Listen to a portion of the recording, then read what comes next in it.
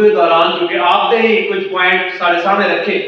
تو اج برادر خالد احمد سیالوی صاحب کی اس برکت محفل اس کتابی رونمائی کی محفل دے وچ جیسے وادی سون دے تمام سارے ستارے تھے موجود نے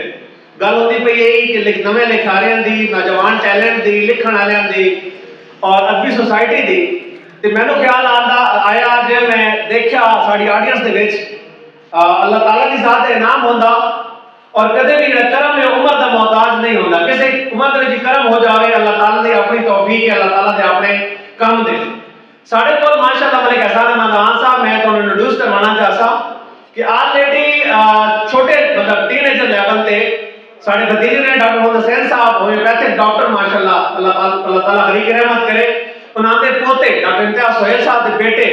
ملک شارق عزیز میاں صاحب تشریف رکھتے ہیں شارق صاحب 2 منٹ کے لیے ادھر آ جائیں انہوں نے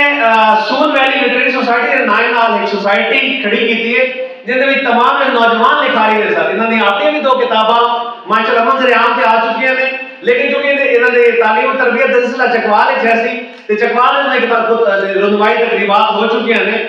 تو میں صرف تمہیں سارے ملک غلام حیدر صاحب آپ ملک جاوید صاحب ملک صاحب ذوالفقار حمدم صاحب باقی تمام شرکاء